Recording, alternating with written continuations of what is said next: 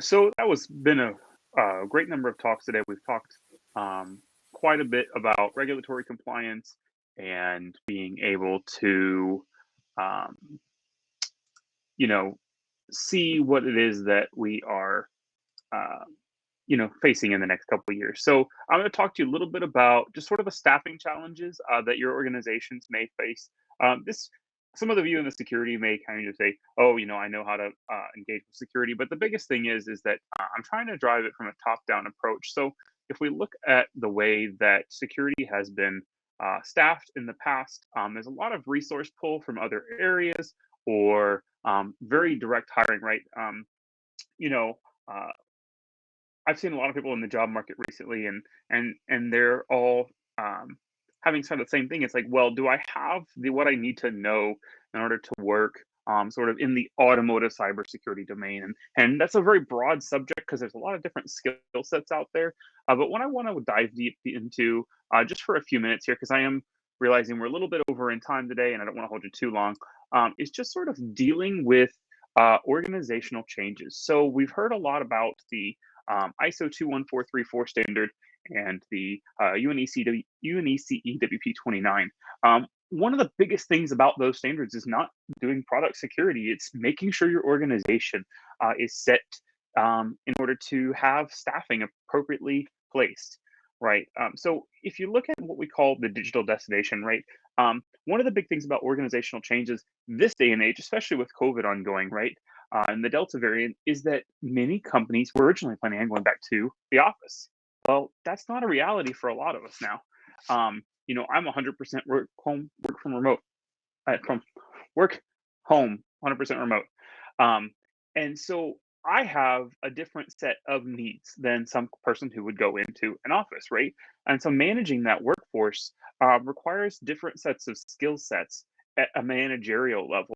Understanding that you can't see if your number one guy is sitting at his desk at 8 in the morning, if that's your expectation. There's a lot of nuance when it comes to working from home, right? And the technology in order to do that, right? Some people have to be able to test things. Um, can we have the IT policy to have people have laptops and equipment at home to be able to do their job functions appropriately?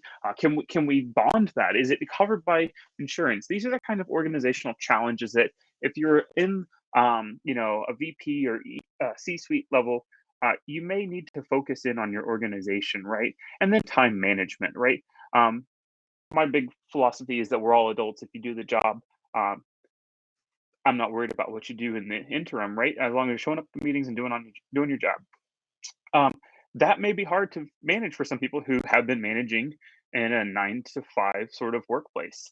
And the transformation also needs to come, as I said, from top down, right? And being ready for change, right? We're at what I like to call like an S curve of innovation.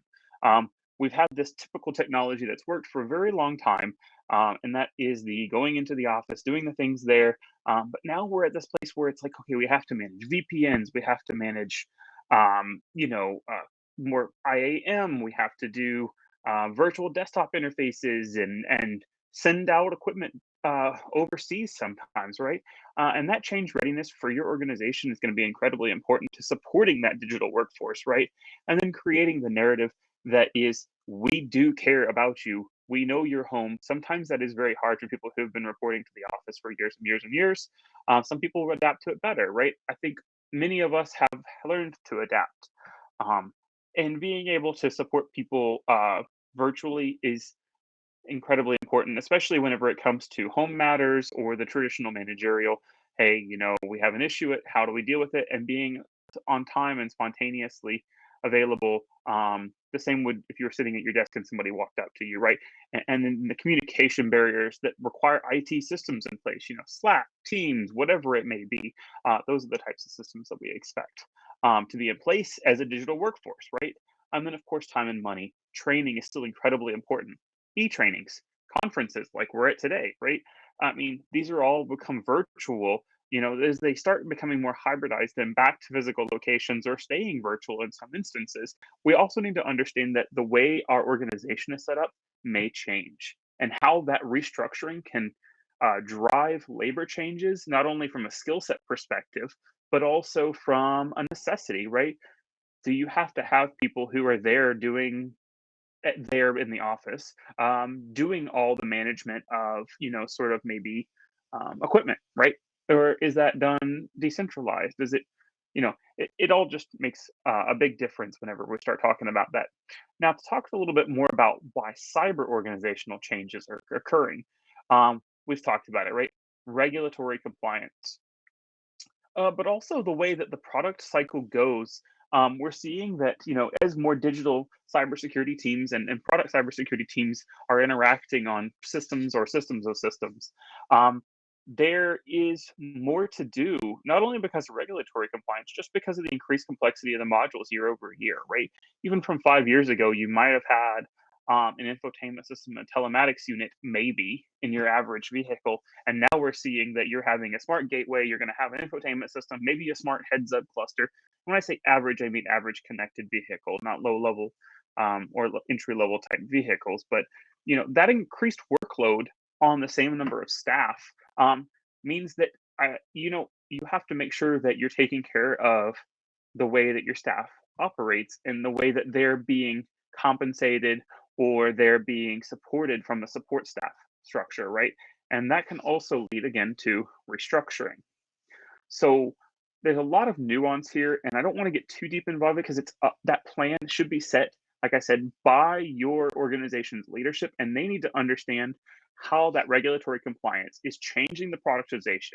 It is increasing the workload, so either you have to have more people or you have to pay people commensurately for that increased workload, or you need to restructure so that you have more efficiency within your organization. And I'm realizing now that I wasn't on the right slide, but the point still stands. This is an overview, like I said, regulatory compliance, changing the product integration, increasing the workload, and now you can't see it, but it does say restructuring at the bottom. And so, is there a solution? I think so, absolutely. From my perspective, onboarding programs have not been strong for cybersecurity, right? Having a plan and creating training materials to bring in entry level folks up to date is incredibly important. Brandon talked about it, right? Some places I've seen for job postings are asking for a CISSP. It is absolutely, I would say, 100% not necessary for many people in this industry. Having the foundational functionality of something like a Security Plus or somebody who has done sort of any SANS courses, even though they're prohibitively expensive. Those are the kind of skill sets that you should be helping people as your organization uh, grow that talent, right? Additionally, you have people in your organization who've probably worked on cybersecurity stuff, but they're not quote unquote cybersecurity people. It is incredibly efficient to cross train those people to do additional tasks and train others in their organization to do those cybersecurity tasks, right? And assign them to be sort of that person who, according to 21434, is responsible for that task, right? A validation engineer probably runs hundreds and hundreds of tests on a weekly basis, right?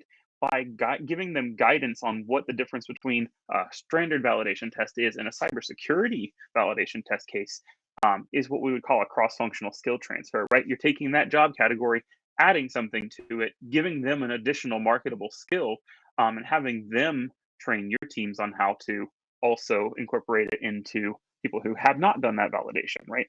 And then again, investing in the learning development budget. It's incredibly important to keep cyber skills up to date. And so having a budget set for your cyber workforce is key to not only getting them up to speed and making sure they're continuously learning, but it also adds a bit of happiness to one's job life, right? Like if I'm working at a place and they want me to do a new job, but they're not going to pay to train me to do that new job, I'm less likely to stay than versus a company who's like, hey, we want you to learn how to do, penetration testing, and we're going to send you to this course that may help, right? That creates, a bit of uh, good faith in an organization, and then share and collaborate, right? One of the biggest things that I like to talk about here, previously GV, now Covisa, right, is collaboration, right? Cybersecurity is not a point of excellence when it comes to salability of your solution, right? So we shouldn't be holding those sort of secrets, right? How to implement security control should not be obfuscated from another group if they're interested in learning, right?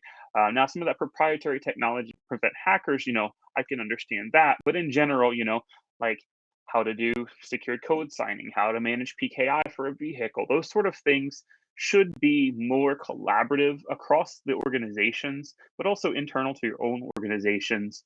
And so we want to make sure that we are, um, you know, doing cross training, doing skills assessments, sharing information that would help everyone do the job just a little bit better. And then again, I talk about, and this will be my last point about retaining talent, right? Talking to your employees, creating career plans, understanding what a fair salary is. And when I say fair salary, that may differ from industry to industry, but cybersecurity um, is a very lucrative, uh, you know, profession for those of us who are in it. We very well know, but we have to understand what the reality of the salary insights are against other organizations, other industries for cyber, and just understand what in general. It's not about keeping people at the lowest pay. It's about paying people what they're worth, right? And making sure that your executive leadership knows that if they have well-paid cyber people who are supported and given the tools they need to succeed, your organization is going to save a lot of money in litigation, you know, mitigation from cyber attacks and or loss of brand. Um, uh, support. So that's all I have for today. If anybody has any questions, we will be likely sending out a blast to those of you that attended with the new mailing lists and websites for the rebrand. And also, if you're interested, you can reach out directly to me. My contact information should be around. And so, once again, I want to thank you all for attending today, and I really appreciate it. And I hope you all enjoyed the talks. If anybody has any questions for me, now is the time.